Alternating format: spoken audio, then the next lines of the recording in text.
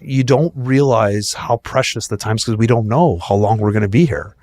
Heaven forbid anything happens to me or my kids or my two. Like, you look back, I'm like, I wasted time doing somebody who didn't give a shit about my time, and I gave it up to somebody that I could have been their whole world. Yeah. Yeah.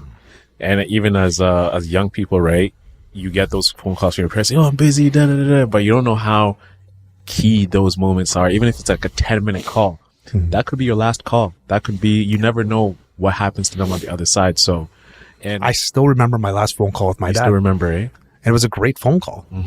So I still remember it. Gave me promise. I still like, yeah, because we went through like, you would have never have known that was your last phone call. I'm glad we left on amazing terms, but it still sucks. I still would have liked to have a lot more phone calls. 100%. Getting to like the other side of stress, which is dealing with clients who are dealing with stressful situations. Could be financial, emotional, when it comes to buying or selling a house. Now you've spoken about handling it yourself.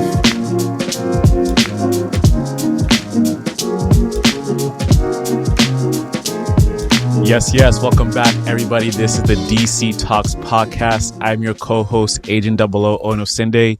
We are back in the DC headquarters with the main man himself, David Chinelli, man. How you doing today, man? Like a little different setup today. Different setup, man. You wanted to be closer to me. It's a lot more intimate. I got to say that.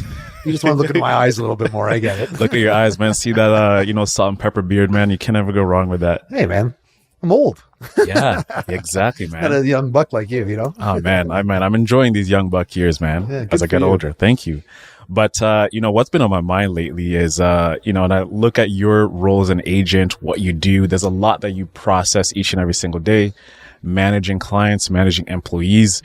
And we don't talk about stress enough as an agent, right? Right. When you're starting out as an agent, you're starting out from the bottom, like you're trying to build clients. You're also trying to make a living at the same time too. Start from the bottom, right? And now you're here. But, let's rapping or anything. We're not rapping. I got to spit some bars in there, DC. Give some pizzazz, right? So how do you personally handle stress and maintain like that sense of calm in challenging times as an agent? Sure. I used to drink a lot more. I'll be honest with you. Yeah. What's your drink of choice? I like scotch and tequila. Yeah. Really good tequilas. Yeah. And I got into tequilas because you can drink a bottle of tequila and not have a hangover in the morning. That's obviously not good for your mental state or your kidneys and liver. But no, like, as you know, I work out every morning, 6 days a week. I try to kill it that way. I find that working out helps with every stressful situation. I do have a punching bag. I have a sauna, all those kinds of things for your body. It helps, in the morning, having the routine helps that as well. Praying. I do read the Bible 4 or 5 times a week, believe it or not. So I do try to, it was funny when I move away from that routine, including reading the Bible in the morning and then working out, it's much more stressful, like it's kind of like you kind of acknowledge, God and say thank you and all that. And I know some of these guys don't believe in all that. Dude, listen, it works for me. I say thank you. But I pray to that and I say thank you. And then like, once you acknowledge that, you sometimes forget when you're stressed, how privileged we are in this world, how blessed we are, we're alive every single day. It's like, holy shit. You know what? Like, I had a terrible day yesterday, but I still woke up this morning. Still woke up. And they say thank you. And I'm like, yeah, man. It's like, I have a beautiful wife, amazing kids, like when you start putting things in perspective, stress can get in there and we're like, you have to sometimes sit back and say, why are you stressed? You're stressed because you're busy. You have business, you have money coming in. So you start to think about it. I'm like, when you start pulling back the layers that way, it really, really helps. And also too, when you look at the things you're actually stressful about, you realize that I've solved this problem before, right? Yeah. I'm okay. I got problem A, B, C, D, E, F, G. Have I solved this problem before? Yes. Why am I being bothered by it right now? So when you really look at it like that, you really open up your eyes to, I've done this before. Like, why is there a need to stress? And I think that sense of gratitude that you have in the morning, once you actually acknowledge all the little things that you have, okay, I'm breathing. I have a roof over my head.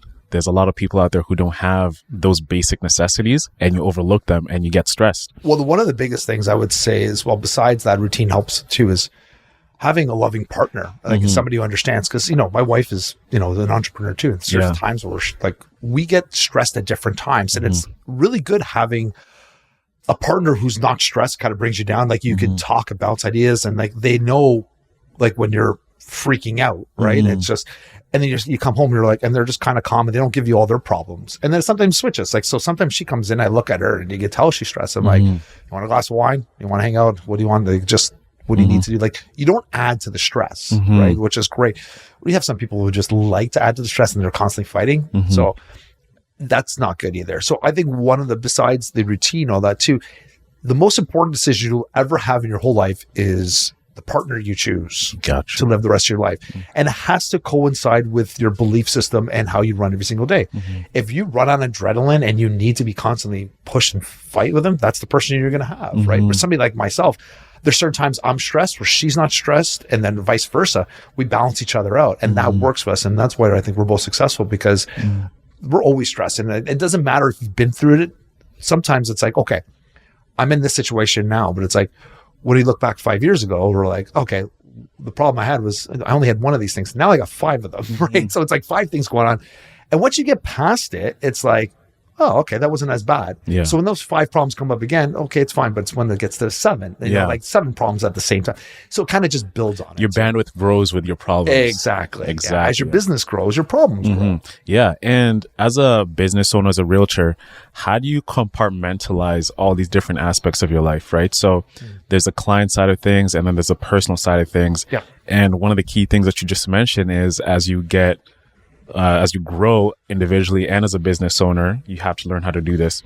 What are some techniques you've set up just to insert all the problems here to get the outcomes that you want? Yeah. So when it comes to, basically figuring out what silos and things are, like a lot has to do with your schedule and figuring those things. It's like, you'd be surprised how much a schedule actually helps you with putting those hats on.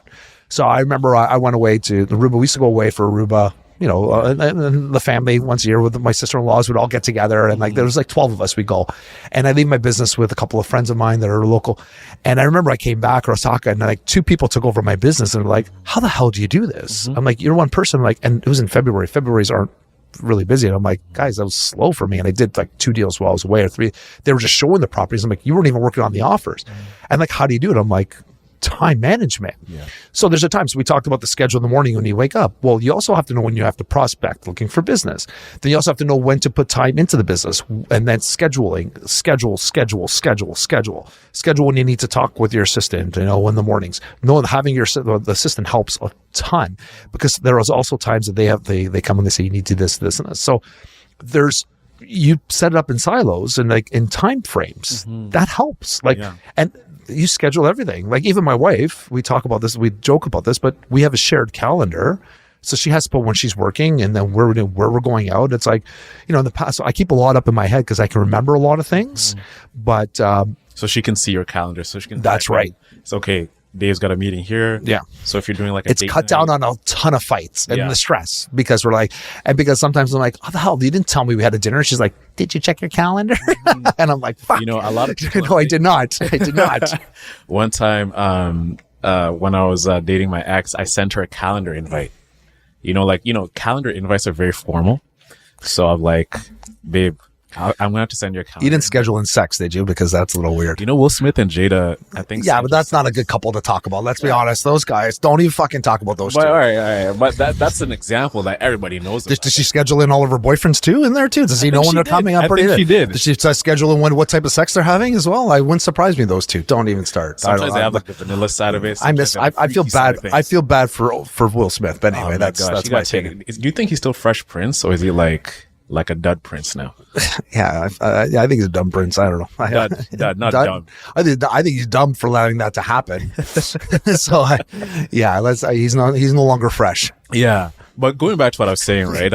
I sent her a calendar invite, and she got pissed by that. She's just like, "Do you think this is like a business relationship?" She's just like, "I want you to call me, make the plans and everything." I'm like, "No, listen, like this is the time slot I have because I got school, I got this project I'm working on, and whatever."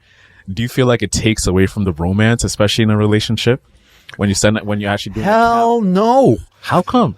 Well, because like there's times we're busy, right? So when we're putting things in the calendar, it's like then we freeze up the times like we can actually go out and have a good time. Like even our friends with our like dinner dates are in there too. It's just like, well, there's nothing wrong. My life is so busy. If I didn't have any calendars, like I'd never see my wife, and then we'd just be fighting.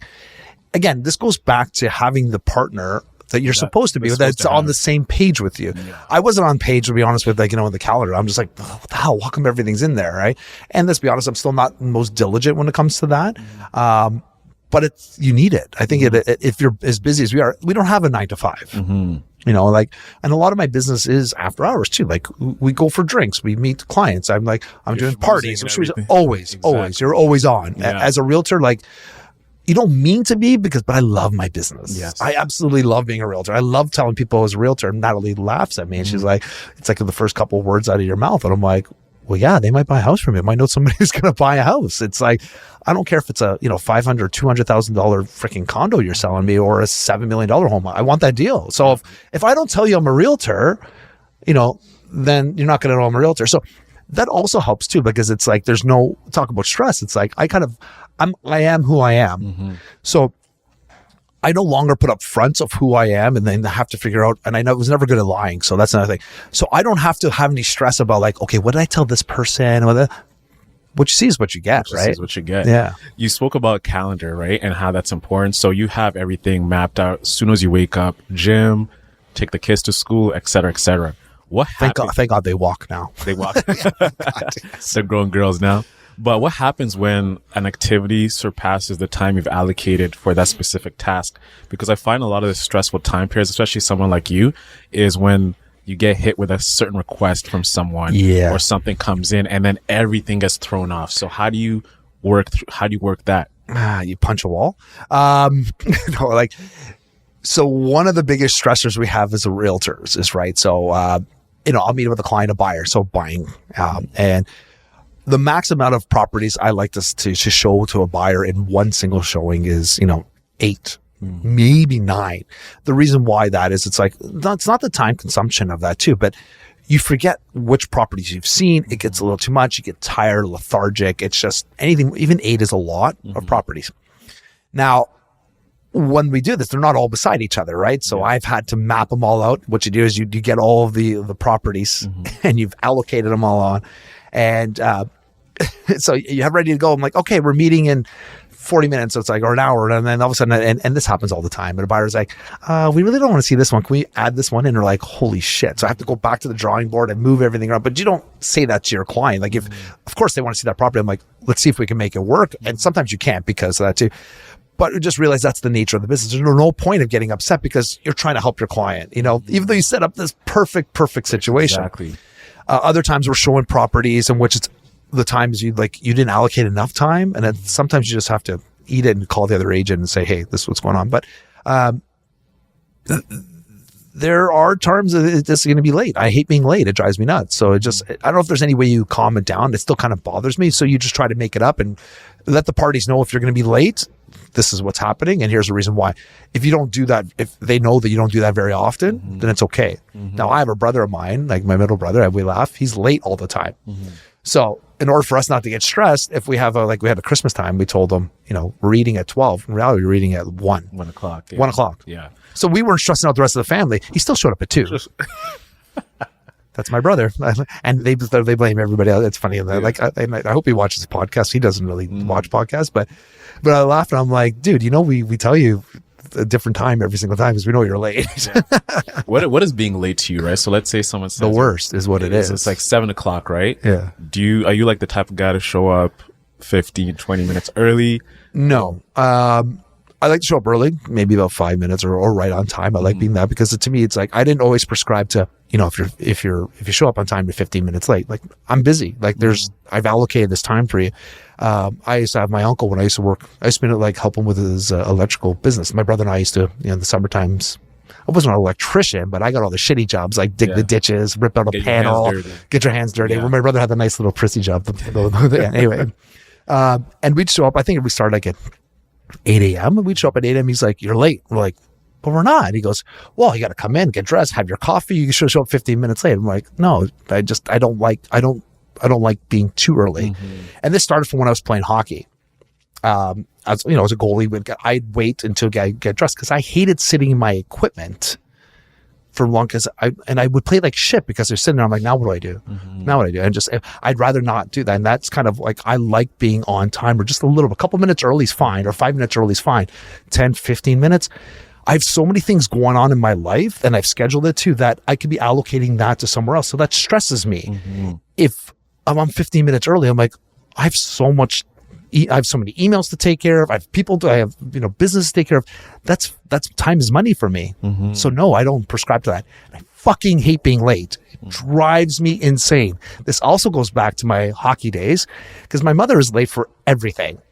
And if you showed up late to the hockey rink, got on the ice late, you had to do laps or push-ups and stuff. And the whole team suffers too. And sometimes, when I got to juniors, if you were late, the whole team had to do it. And it wasn't just you individually. So it's like, I used to yell at my mom and stuff too. And I'm like, this is not happening. You know, I used to drive. So it's been ingrained for me, for all the wrong reasons why not to be late on time. It's not because it's positive. It's like, oh yeah, show up 50 minutes. Like, no, man, I'm like, I have time, shit to do. I hate being late. It drives me insane, because I always remember the times with my mother, and like my mom used to drive me all the time for hockey because my dad was working, and I'd yell at her all the time.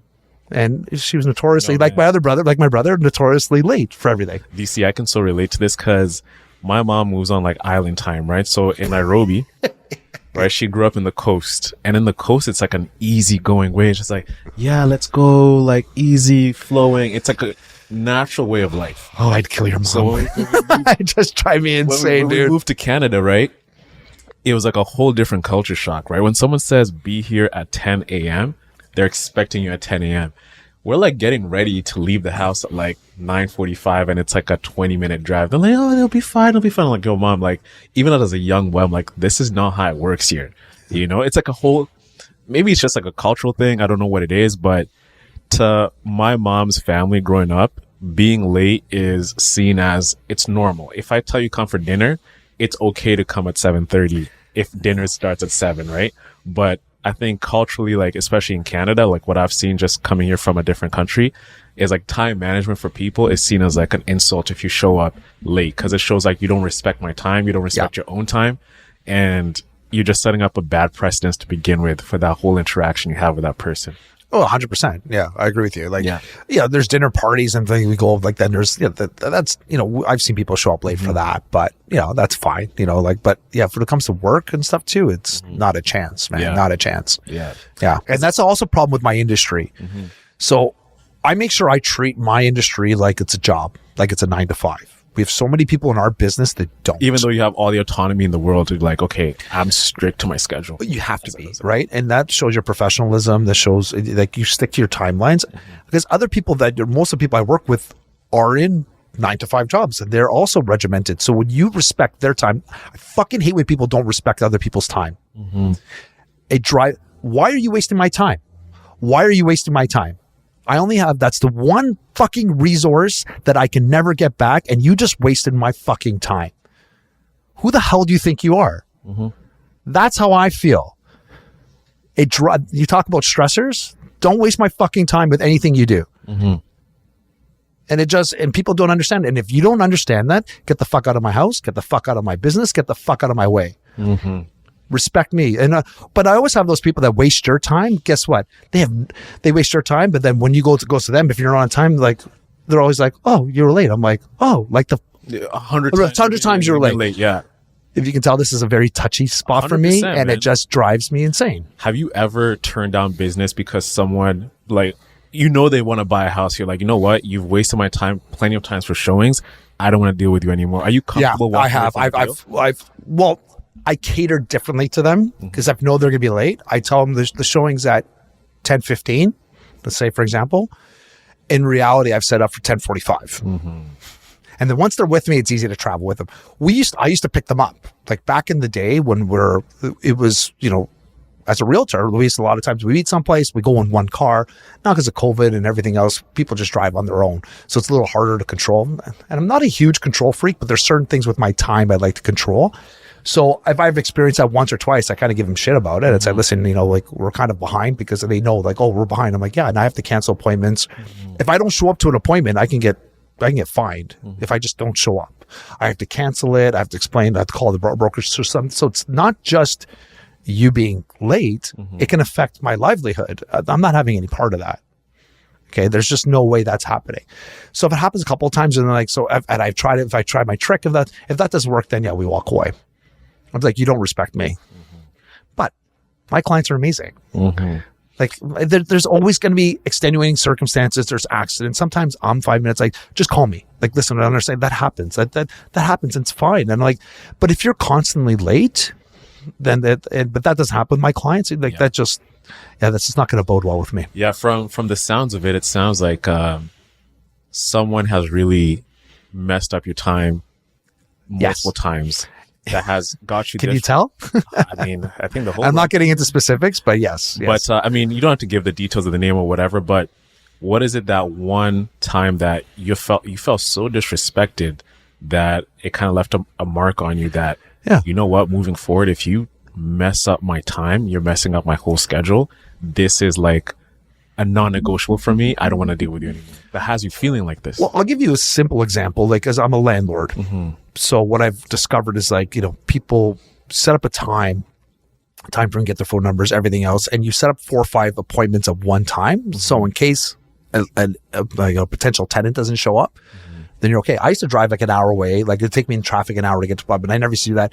And I'd be sitting there waiting and no one calls. And it's like, talk about wasting time. Yeah. I try calling, emailing something, and didn't even have the courtesy to tell me they weren't showing up, and I would be on a time. Like, so it happened multiple times. And like in one of the properties I own in Roncesvalles. And I was like, this is when I was first doing this too. And I'm taking away from my wife, my kids, all this time. And it's like, you literally wasted my time to go there, and it made no sense. And that window you have with your family and your wife and everything, it's like once that's gone by being wasted time, like, okay, now you have other stuff in your calendar that you have to, and to spend time with them again is maybe not like. Well, you don't realize you don't have kids. Yeah. They grow up so fast. Like everyone says that, right? But they're like, holy shit. Like they grow up so fast. And it's, if you keep saying, well, if you keep doing this and giving the time you could be spending with your family to other kids, you don't even realize if you keep giving up the time that you could have spent with them to other people that are wasting your time, you are missing out in chunks of their whole lives, and you will never get that back.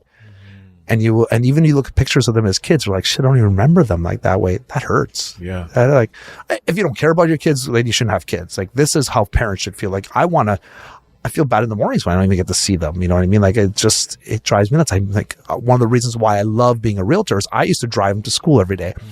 I missed that opportunity when I was working a 9 to 5. I'd leave before they'd wake up. I'd get home. I'd spend an hour with them. They go to bed. Yeah. And those memories as a young kid, you treasure those memories with your parents. Cause I remember as a little boy, my mom, she had her own business. She was a fashion designer. And she used to drive me every morning. We used to have like the deepest talks. Even as a little boy, I still remember those things. Yep. The lunches, the breakfast before meetings that we'll go to. I remember one time I puked, cause like she was trying to get to a meeting and we just ordered food, but she had to go really quick. And, she's like, eat. And I just, my stomach is so small. It's like a 5-year-old boy. And as we're leaving, I end up like puking everywhere. Right. But I know it's like, that story. But the thing is, it's just, it reminds me of like those moments I had with my mom. Cause now as I get older, she's busy. I'm busy. I'm like living in a different city. Right. So the moments of bonding that we used to have as a little kid are gone. And imagine taking that away from a parent. Yeah. Who's busy all the time and you're wasting their time. Like you're stripping them of joy. Yeah. Like, listen, and if you're in my situation, like we lost my father. Yeah. Like 8 years ago, you don't get those, you remember those times. Like, I grew up like, I was the baby of three boys, and my dad took a liking to me because I looked a lot like him. I was like his little spitting image, and he used to take me everywhere. And everywhere we went, we had these lectures. Everywhere we went, and it was like, Dad, enough! Like teaching me this, But you respect them now, like 'cause we had a lot of time. I spent a lot of time with my mom too, because when my dad was working, like my mom was like our best friend. Like she did everything with us. We'd go if you want to go, like she was a school secretary, so she still is actually. In the summertime, we were with my mom. Like, so we spent so much time with her, and we would go to Canada's Wonderland. She'd be like one chaperoning us. We'd spend there all day. She was a lot of fun too. And and every time hockey, my mom was the one doing all this kind of stuff. Well, now that my dad's gone, like I remember, I right before he passed, like I was getting a phone call every day from him. I'd be at the gym, you know, I used to work out a little later. When I first a realtor, I didn't have my schedule set the way it is now. And fuck, every single day at 9:30, my dad calls like, what are you doing? And I'm like, you know where I am. I'm at the gym, dude. Like I'm always at the gym at this time. He's like, and then we'd start talking like, can I call you back in an hour? And it's funny. And then, a few years ago, my brother-in-law lost his mom, and I was talking with his brother, Frank. And I was like, you know what I miss? My 9:30 phone calls. I don't get those phone calls anymore. And every time I see him, he's like, and he lost his mom. He goes, Dave, I don't get my phone calls either. So we're like, every time we look at each other, I'm like, it's you don't realize how precious the times, because we don't know how long we're going to be here. Heaven forbid anything happens to me or my kids or my two. Like you look back, I'm like, I wasted time doing somebody who didn't give a shit about my time, and I gave it up to somebody that I could have been their whole world. Yeah. You know? Yeah. And even as young people, right, you get those phone calls from your parents, I'm busy, but you don't know how key those moments are. Even if it's like a 10-minute call, that could be your last call. That could be, you never know what happens to them on the other side. So, and I still remember my last phone call with my dad. Still remember, eh? And it was a great phone call. So I still remember it. Gave me promise. I still like, yeah, because we went through like, and you would have never have known that was your last phone call. I'm glad we left on amazing terms, but it still sucks. I still would have liked to have a lot more phone calls. 100%. Getting to like the other side of stress, which is dealing with clients who are dealing with stressful situations. Could be financial, emotional, when it comes to buying or selling a house. Now you've spoken about handling it yourself, but now you have a different party bringing their stress onto you. Yep. How do you orchestrate that whole environment with them? So I don't know if you realize, but real estate should come with a psychology degree. Because honestly, like we help couples, there's a lot of therapy You're sessions. problem solver. Holy shit. It's like, you'd be surprised how many times I get phone calls from both husband and wife. They're like, you're like our marriage counselor, eh? And it's like, yeah, like every buy and sell is stressful. You're dealing with a lot of money. And nobody just has that money just sitting in their pocket. So every kind of situation is stressful. You know, I like to try to bring my humor and stuff to it. I try not to I want you to enjoy the experience. So I try to make it lively and fun. And like, first of all, set out all the rules when it comes to selling a house to help these guys and explain everything that's happening just so you stress.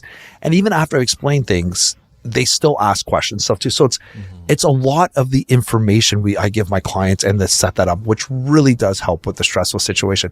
But I also said from the beginning that our only way that our relationship is going to work, and I say this with all of our, same thing I said to you, like our relationship's only going to work if you're open and honest with me and then we can have dialogue. As soon as you clam up, I can't read your mind. So I don't know what's happening. So I said, set the precedent right away. I answer you right away. I want to make sure you're heard and we go from there. And that's what I do. So that helps a ton of situations. Like, so I've had some clients that are kind of scared trying to tell me something. I'm like, dude, just tell me what's wrong, what the problem is. Like, yeah, we kind of want to go a different direction. We don't want to spend this money. I'm like, that's fine. That's great. Okay. Where do you want to go? What do you want to do? And they're like, and sometimes it's just getting that information out. And it's a relief to them and they're able to move on, you know? Where do you draw the line of being a realtor and not being like an emotional tampon for your clients? Did you call me an emotional tampon? No, like an emotional, like. Is that what you said? Yeah. No, it's a saying. Yeah, I know. But I don't think I've ever heard that. I don't know, to be honest with you, Owen, because it's like the way that I treat my clients. Yeah. I treat them like I want to be treated, and I treat them like family. And you can talk to all of my clients and you've been to some of my parties. I don't treat them like a transaction. They become part of the family because when they have kids, we give them a little gift. When they come, like we do, like I want to make sure I'm present in their life as well. I don't want to just be the realtor. So by having these intimate conversations and knowing what they're doing, like it's very hard to say like, okay, but here's the line here. And I'm like, no, I invite them people. Like my wife sometimes gets mad at me because I invite clients, like not mad, but she's like, I'll invite clients to my house. Let's have a barbecue. Let's have to, which most times she's okay. Just give me warning, right? But I find there isn't much of a line there because you get what you get with me. And I don't know, like, since I've met you guys too, like, you know, it's like, straight. You've been I've been straight. I love you guys. I hug you. I give you I invite you to my family. You're family to me, exactly, right? Yeah. This is not a transaction. This would not work if you weren't part of my world. Mm-hmm. And Julia's behind me too. And I always laugh at her. I said, hey, you didn't tell me you love me today. What's going on? And she laughs. She's like, and I'm like, I know. If there's HR, you'd be like, I'd be fired. I get it. And, but I tell the people that I care about that I love them. And I want to make sure to love you guys too. You know that. I tell you all the time. I think I appreciate everything you do for me. Exactly. It's hard to be somebody who's very transactional when somebody like myself was full of emotion. To me, it's even worse. Mm-hmm. So that's kind of, a long ways, there's not a lot. That line is sometimes harder for me. Then there's some times where people get a little too, I'm like, okay, this I don't need to know. Like, I don't need to know that you're like drama. Like, I don't need to know the drama of that stuff because that doesn't, but again, most of my clients, we're good. That's what I was curious because you're such an open person. You're so welcoming that it invites that other side of, Dave is so open. I got to share this with everything. I got to share with him everything that's going on. That's what. But you got to remember, most people aren't as open as me. Right? That's the thing is like, I tell them like, and they just, sometimes my wife just shakes her head and she'll be like, you don't have to say everything to everybody. I'm like, well, this is who I am. And it's like, it gets them close to me, but I always tell people, you don't have to be me. Mm-hmm. You don't have to be me. Just don't take advantage. But if you start to take advantage of me, you're gone. Like, obviously, like there was a client of mine that we couldn't wait to get the transaction done. And once they're done, they were cut out of my life. It was like, literally, I'm like, I'm never talking to you again. They were emotional. And they're not only like a time waster, but they were also emotionally draining, and they relished it. There was a whole family that relished it. They're off all of my lists, 100%. No more emails, no more phone calls, no more text messages. I'm like, to me, it's just like, I can't, I can't be drained like that all the time. And that includes some family members I had to cut out too. Yeah, that's crazy. Yeah. When new realtors are starting out, you're coming in, as you mentioned before, in the early shows we did, you have no salary, you have nothing, you got to build from the ground up. That is pressure, right? Knowing that you've got to make it, you've got to make deals happen. That's a stressful situation. Sure. How do you advise those new realtors coming in, dealing with that? I'm starting up, I got to handle the stress and navigate the real estate world to actually establish myself. How do you handle the stress is, it's not easy, right? So, like obviously before you start getting your real estate license, there should have those conversations, right? If you're getting into it for the wrong reasons, I don't care how long how much stress you're going to manage. It's not going to work out. It just doesn't work out that way, right? But are some things in stressful situations, which I would do is talk with your peers. So that helps when you're like, I was stressed too. Like, so I had managers and talk like, hey, what's happening here? I don't know what to do in this situation. So align yourself with a great brokerage that has support, what actually can help you along, because that helps you a ton when it comes to the stress level, because you're not going to know. There's certain things I still ask my manager all the time. Like I call him like Michael, or I'll call Sam, or I'll call the other Michael, and I'll say, hey guys, I don't know what to do in this situation. Like I've never seen this before. And sometimes they don't know either, and we'll figure it out. And that helps with my stress.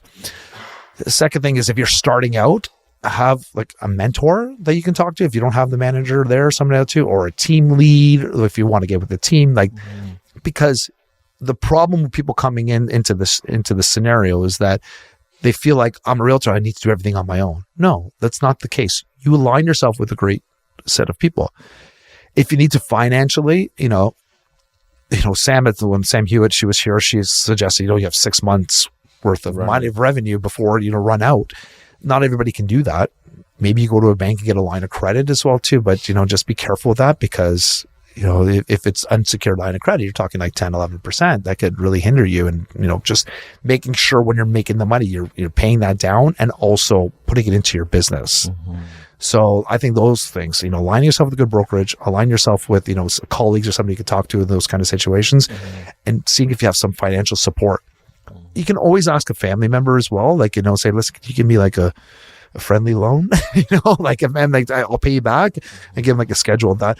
But I think the money is the big one too. And the stress of being alone and trying to do everything on your own, it doesn't work in life. You don't do everything alone. We don't live in this world alone. Yeah. Some realtors, for someone like you do it for the great reasons of like actually helping people. This is something you stressed for the past several shows.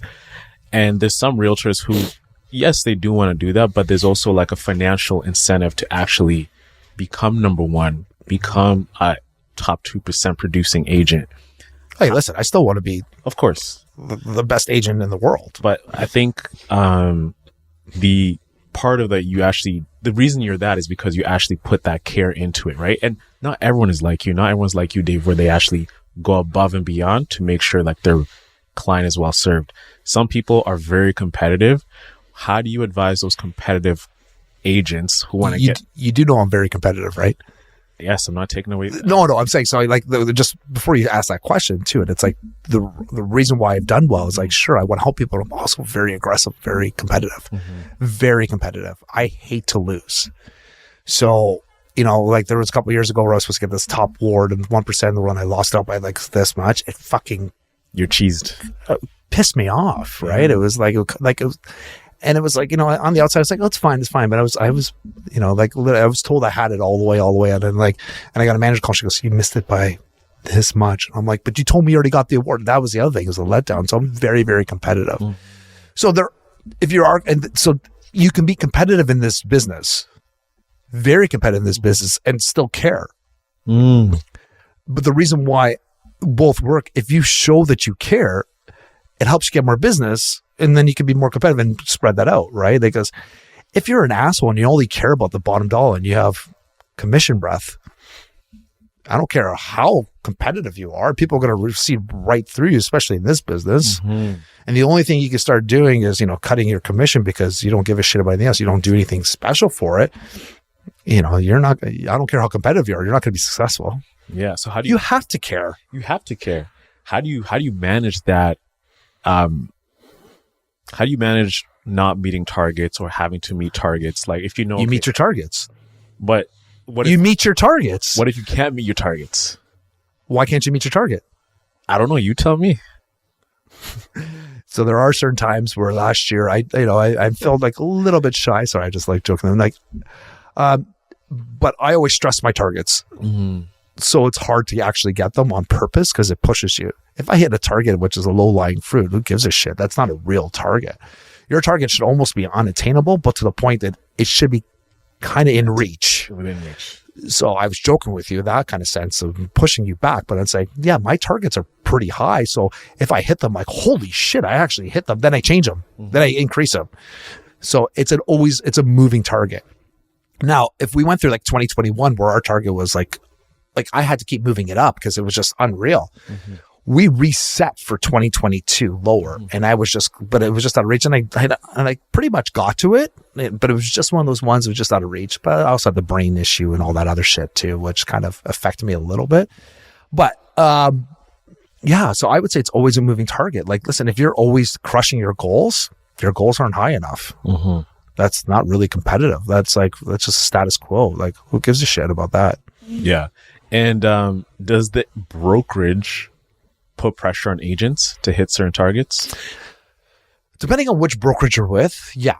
Like some do, some don't. So that's why I aligned myself with a brokerage that only has like high performing agents. That's what they want. So in our brokerage, I guess in the first couple of years, if you don't do more than 5 deals, you're supposed to get let go, right? But they've expanded kind of, they're a little lax on that lately, but they're getting to a certain level. There are other brokerages where you're just a number and they don't give a shit if you have a deal or not, because every month they're just making money off of you.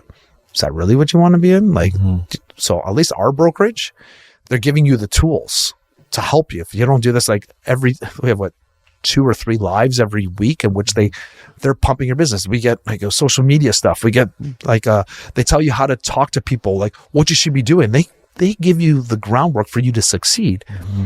So why would you not want to align somebody who's supposed to help your business? It just doesn't make sense. Exactly. As we work towards wrapping up, what is your advice to those agents out there who are facing setbacks and they're trying to rebound? Keep going. And get motivated. Keep going. Keep going. Setbacks happen in life. Learn from them. The best lessons you'll have in life is the setback that you achieve. But if you continue to say, woe is me, the setback's going to be worse and worse and worse. If you sit back and say, yeah, this went wrong. What went wrong here? How can I improve? I didn't get that listing appointment. Why? Call back to say, like, listen, I appreciate you taking the time. Can you just give me some feedback? How can I improve?